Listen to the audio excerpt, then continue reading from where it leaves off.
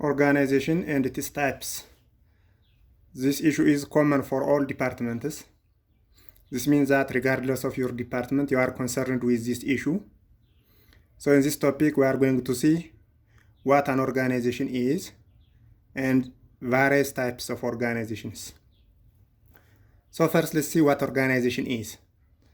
እንግዲህ organization ስንል it can be defined as it's a group of people working together to achieve one common goal.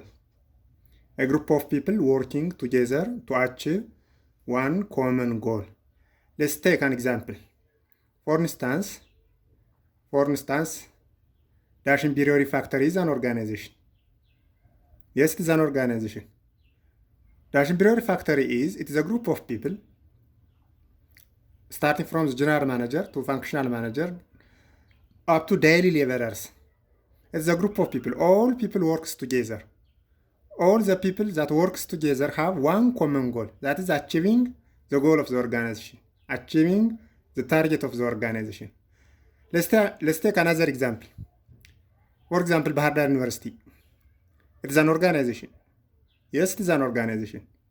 It is a group of people working together to achieve a goal. The president, vice president, secretary, department heads, instructors, library, IT, human resource, etc., including students. These all are a group of people and they work together.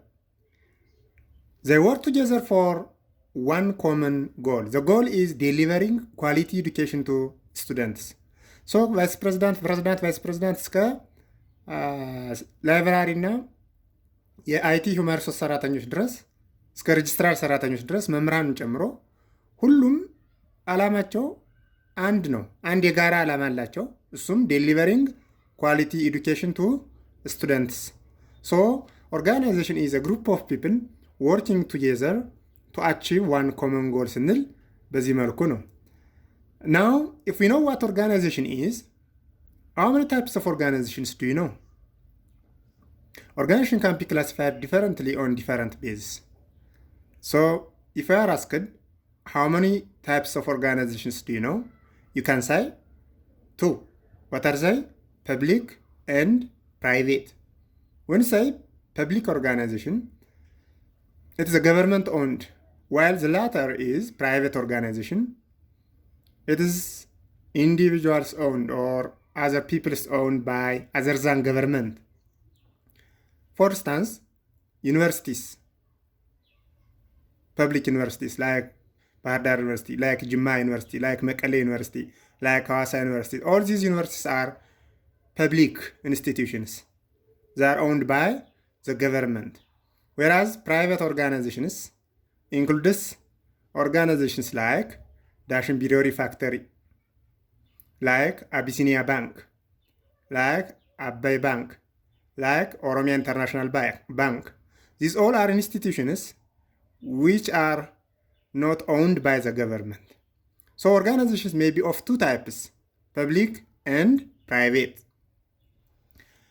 On another way, you can say, if you are asked how many types of organizations do you know, you can say 3. What are they? They are service, manufacturing, and merchandising business. So, አንድ ኦርጋናይዜሽን በ3 ሊከፈል ይችላል ማለት ነው። እሱም ሰርቪስ፣ ማኑፋክቸሪንግ እና መርቻንዳይዚንግ ቢዝነስ ተብሎ ይከፈላል።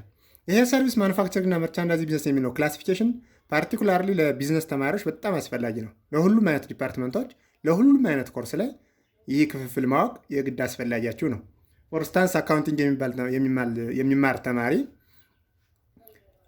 አካውንቲንግ ኦር ባላንስ ሺት ፎር ሰርቪስ ኦርጋናይዜሽን፣ ባላንስ ሺት ፎር ማኑፋክቸሪንግ ቢዝነስ፣ ባላንስ ሺት ፎር መርቻንዳይዚንግ ቢዝነስ እያለ ባላንስ ሺት ለማዘጋጀት መጀመሪያ ሰርቪስ ኦርጋናይዜሽን ምንድን ነው፣ ማኑፋክቸሪንግ ቢዝነስ ኦርጋናይዜሽን ምንድን ነው፣ መርቻንዳይዚንግ ቢዝነስ ኦርጋናይዜሽን ምንድን ነው የሚለው ማወቅ አለበት። ይህን ካላወቀ ባላንስ ሺት ሊያዘጋጅ አይችልም፣ ኢንካም ስቴትመንት ሊሰራ አይችልም ማለት ነው። ለምሳሌ ማኑፋክቸሪንግ እና መርቻንዳይዚንግ ቢዝነስ መሆኑን ካላወቀ፣ እንደምታውቁት መርቻንዳይዚንግ ቢዝነስ ሮ ማቴሪያል የሚባል ነገር የለውም።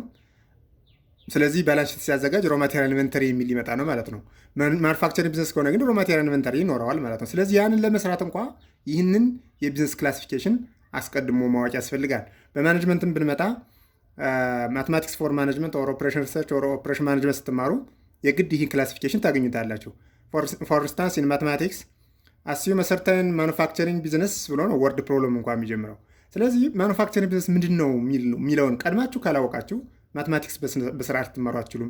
ኦፕሬሽን ማኔጅመንት በስራ ልትማሩ አትችሉም። አካውንቲንግ ኮርሶችን በስራ ልትማሩ አትችሉም። ሌሎቹንም እንደዚሁ። ስለዚህ ፓርቲኩላርሊ ይህ ዲቪዥን በተለይም ለቢዝነስ ተማሪዎች በጣም አስፈላጊ ነው ማለት ነው። ሶ ሌትስ ሲ ዋን ባይ ዋን ዋት ዳዝ ሚን ባይ ሰርቪስ፣ ዋትስ ማኑፋክቸሪንግ ኤንድ ዋትስ መርቻንዳይዚንግ ቢዝነስ። ዌን ዩ ሴይ ሰርቪስ ኦርጋናይዜሽን ዚዝ አር ኦርጋናይዜሽንስ at which the product cannot be invented and provides intangible outcomes. The outcome or the product in service manufacturing or in service organization is intangible, and the physical contact is a must in between producer and customer. For example, hospital, it is service. University, it is service. Hotels, it is service organization. So በዚህ ጊዜ ስናይ the product or the outcome is intangible. It cannot be seen, it cannot be touched. It is intangible. And there is or a physical contact between the provider and the receiver of the service is a must. ለምሳሌ ፀጉር ቤትን ብንወስድ ሰርቪስ ኦርጋናይዜሽን ነው። ስለዚህ ፀጉር ቤት ጓደኛህን ልከህ ፀጉርን ልትስተካከል አትችልም። ወር ጓደኛሽን ልከህ ፀጉርሽ ልትሰሪ አትችልም። ስለዚህ a physical contact between the provider of the service and the receiver of the service is a must. And the output or the product in service organization is intangible. ቀደም እንዳየነው ሆቴል፣ ሆስፒታል፣ ዩኒቨርሲቲስ የመሳሰሉት ሰርቪስ ኦርጋናይዜሽን ናቸው ማለት ነው። ሁለተኛው ማኑፋክቸሪንግ ነው።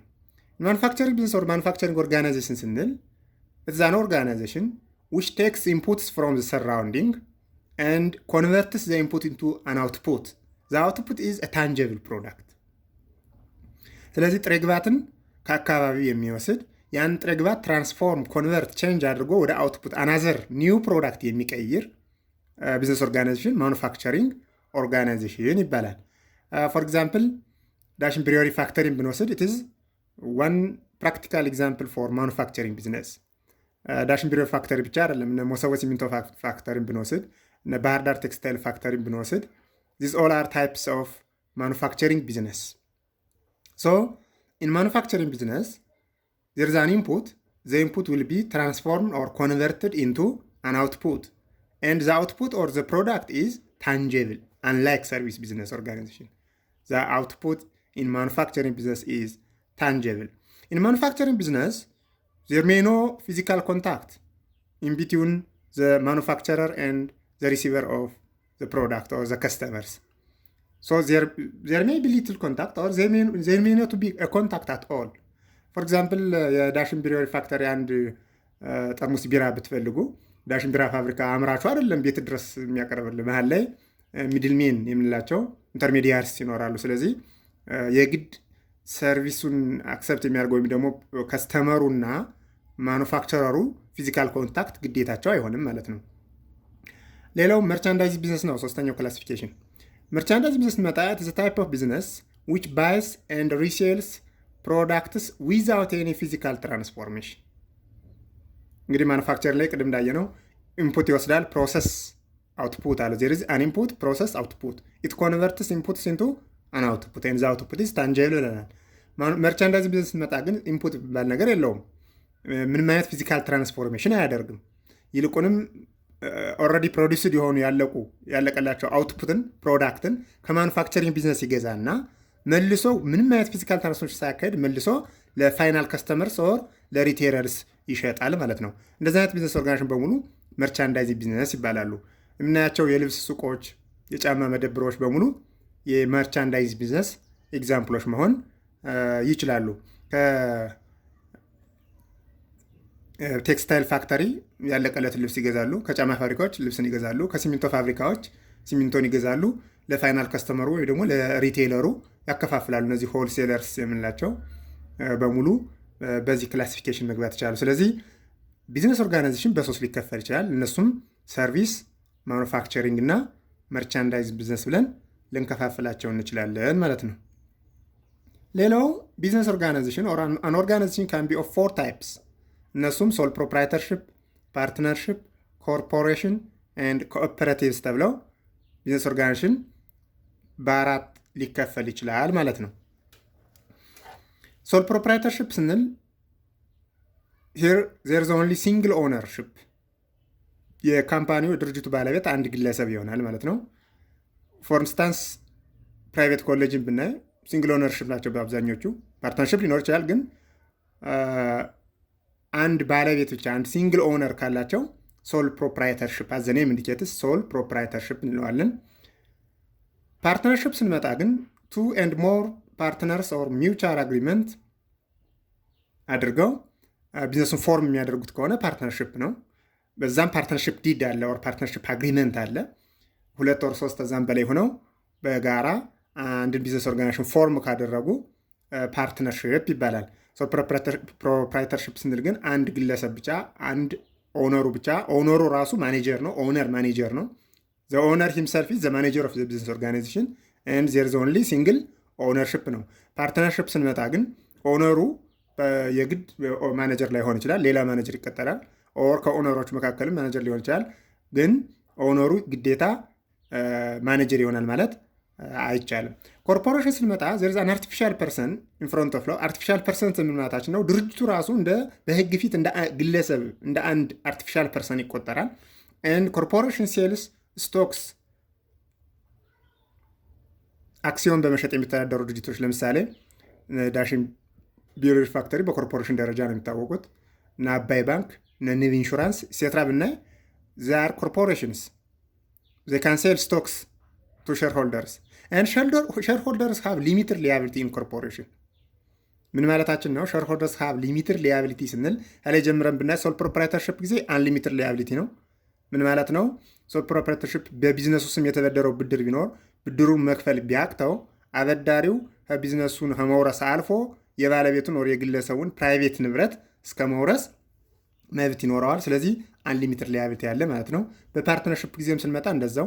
በፓርትነርሽፕ ጊዜ በድርጅቱ ስም ብድር ቢበደሩ ብድሩን መክፈል ቢያቅታቸው አበዳሪው መጀመሪያ ቢዝነሱን መውረስ ይችላል። ቢዝነሱን ወርሶም ብድሩ ሙሉ በሙሉ ካልተከፈለለት የፓርትነሮችን ፕራይቬት ፕሮፐርቲ በህግ የመጠየቅ መብት ሁሉ ይኖረዋል ማለት ነው። ኮርፖሬሽን ጋር ስንመጣ ግን ድርጅቱ ቢከስርና ብድሩን መክፈል ቢያቅተው ሸርሆልደሮቹ ማለትም አክሲዮን የገዙት አባላቱ የሚከስሩት እስከ ገዙት አክሲዮን ድረስ ነው። ከዛ ባለፈ ግን ፕራይቬት ፕሮፐርቲያቸው በህግ ፊት ሊነጠቁ አይችሉም። ስለዚህ ሊሚትድ ሊያቢሊቲ ያላቸው ማለት ነው ኢንኮርፖሬሽን ጊዜ። አራተኛው ክላሲፊኬሽን ኮኦፐሬቲቭስ ነው። ኮኦፐሬቲቭስ ስንመጣ እንግዲህ ኢት ኢዝ ኦውንድ ባይ ሜምበርስ ኤንድ ኢት ወርክ ፎር ቤተርመንት ኦፍ ሜምበርስ ላይፍ። ለሌላ ዓላማ ሳይሆን አባላቱ ተሰባስበው የአባላቱን ህይወት የማሻሻል ስራ ላይ ተጠምደው ቢዝነስ ራን ሊያደርጉ ይችላሉ። ግን ዓላማው ምንድነው? የቢዝነሱ ዓላማ የአባላቱን ኑሮ ማሻሻል ላይ ፎከስ ያደረገ ነው ማለት ነው። ስለዚህ አንድ ቢዝነስ ኦርጋናይዜሽን በዚህ መልኩ በአራት ክላሲፊኬሽን ውስጥ ልናገኘው እንችላለን። ወይ ሶል ፕሮፕራይተርሽፕ ነው፣ አሊያም ፓርትነርሽፕ ነው፣ ወይም ኮርፖሬሽን ነው፣ አሊያም ኮኦፐሬቲቭስ ናቸው። ስለዚህ ቢዝነስ ኦርጋናይዜሽን በአራት ሊከፈል ይችላል ማለት ነው። ሌላው ኦርጋናይዜሽን በሁለት ሊከፈል ይችላል። እሱም ፎርማል እና ኢንፎርማል ኦርጋናይዜሽን ተብሎ። ፎርማል ስንል it is deliberately and rationally designed and approved by management, while informal organization it is informal grouping of people based on their interests in formal organizations. For instance, and private college ሲከፈት it is intentionally, deliberately, rationally designed and approved by members and management. But in that private college, in that formal organization, there is an informal grouping of people based on their natural interest. That is called informal organization. These informal organizations are not included or established officially in the formal organization channel, but they are formed adjacent to the formal organization and they cannot be avoided. It is natural. ይህ በፕራይቬት ኮሌጅ ኤግዛምፕል አነሳ እንጂ ፕራይቬት ኮሌጅ ብቻ አይደለም። ፎር ኤግዛምፕል ኢን ዩኒቨርሲቲስ ኢንዳሽን ብሪወሪ ፋክተሪ ኢን ባህር ዳር ዩኒቨርሲቲ፣ ሐዋሳ ዩኒቨርሲቲ ሴትራ መሰቦ ሲሚንቶ ፋክተሪ ብናይ Bahar Dar University it is a formal organization which is intentionally, deliberately designed and formed by government. But in the formal organization, there is an informal grouping of people based on their religion, based on their gender, based on other interests. ያንን ኢንፎርማል ግሩፒንግ ልናስወግደው አንችልም። it cannot be avoided because it is natural. ይሄ ኢንፎርማል ኦርጋናይዜሽን የምንላቸው ዛሬ ኢምፖርታንት but they may lead to resistance to change. so ኦርጋናይዜሽን በዚህ መልኩ በሁለት ይከፈላል፣ ፎርማል ቨርሰስ ኢንፎርማል። ሌላም ክላሲፊኬሽን አለን። ኦርጋናይዜሽን በሁለት ይከፈል ይችላል፣ ፕሮፊት ቨርሰስ ነን ፕሮፊቴብል። ስለዚህ ኦርጋናይዜሽን ፕሮፊቴብል ቨርሰስ ነን ፕሮፊቴብል ተብሎ በሁለት ይከፈል ይችላል። መጀመሪያው ፕሮፊቴብል ኦርጋናይዜሽን ስንል it is designed or formed for profit making, while the latter non profitable organization ስንል በአብዛኛው governmental organizations non profitable organization classification ውስጥ የሚገቡት ለትርፍ የተቋቋሙ ሳይሆን ለማህበረሰቡን ለማገልገል ወር ለአባላትን ቅድም ኮኦፐሬቲቭ ብለን እንዳየነው አባላትን ኑሮ ለማሻሻል ሴትራ ፎከስ የሚያደርጉ ይሆናሉ። ስለዚህ ኦርጋናይዜሽን ፕሮፊቴብል እና ነን ፕሮፊቴብል ኦርጋናይዜሽን ተብሎ በሁለት ይከፈል ይችላል። ይህ ብቻ አይደለም፣ ኦርጋናይዜሽን በሁለት ይከፈል ይችላል፣ ኦር በሶስትም ይሆናል። አንዳንዴ ስሞል ስኬል ቨርሰስ ላርጅ ስኬል፣ አንዳንዴ ደግሞ ስሞል ስኬል፣ ሚዲየም ኤንድ ላርጅ ስኬል ተብሎ የሚከፈል ይችላል። ግን ስሞል ስኬል ቢዝነስ ኤንድ ላርጅ ስኬል ቢዝነስ ብለን በሁለት ልንከፍላቸው እንችላለን። there is no clear distinction for small scale and large scale business። እስከ 20 ሺህ ካፒታል ያለው 10 ሰራተኞች በታች ያለው ስሞል ስኬል ሊባል ይችላል። ከዛ በላይ ከሆነ ላርጅ ስኬል ሊባል ይችላል። ግን እንደየሀገራቱ ኮንቴክስት ይለያያል። አንደኛው ሀገር ላይ ስሞል ስኬል ቢዝነስ የተባለው ሌላኛው ሀገር ላይ ላርጅ ስኬል ቢዝነስ ሊሆን ይችላል። ክሊር የሆነ ዲስቲንክሽን ወር ድንበር የላቸውም። ዞሮ ዞሮ አንድ ኦርጋናይዜሽን በሁለት ሊከፈል ይችላል፣ ስሞል ስኬል ቨርሰስ ላርጅ ስኬል ኦርጋናይዜሽን ተብሎ ሊከፋፈል ይችላል። ስለዚህ በዚህ ቪዲዮ ያየነው አጠቃላይ ኦርጋናይዜሽን ምን እንደሆነና የኦርጋናይዜሽን አይነቶች የሚል ነው። ሶ ጠቅለል ስናደርገው ኦርጋናይዜሽን ስንል it is a group of people working together to achieve one common goal ብለናል። ስንት አይነት ኦርጋናይዜሽን ታውቃላችሁ? 2 ፐብሊክ እና ፕራይቬት። ስንት አይነት ኦርጋናይዜሽን ታውቃላችሁ? 3 ሰርቪስ፣ ማኑፋክቸሪንግ እና መርቻንዳይዚንግ። ስንት አይነት ኦርጋናይዜሽን ታውቃላችሁ? 4 እነሱም ሶል ፕሮፕራይተርሺፕ፣ ፓርትነርሺፕ፣ ኮርፖሬሽን እና ኮኦፐሬቲቭስ። ስንት አይነት ኦርጋናይዜሽን ታውቃላችሁ? 2 እነሱም ፎርማል እና ኢንፎርማል ኦርጋናይዜሽን። ስንት አይነት ኦርጋናይዜሽን ታውቃላችሁ? 2 እነሱም ፕሮፊቴብል ቨርሰስ ነን ፕሮፊቴብል። ስንት አይነት ኦርጋናይዜሽን ታውቃላችሁ? 2 እነሱም ስሞል ስኬል እና ላርጅ ስኬል ኦርጋናይዜሽን ተብሎ በዚህ መልኩ ኦርጋናይዜሽን ሊከፋፈል ይችላል። ታንክ ዩ ፎር ዋቺንግ። ሰብስክራይብ ፎር ሞር ቪዲዮስ።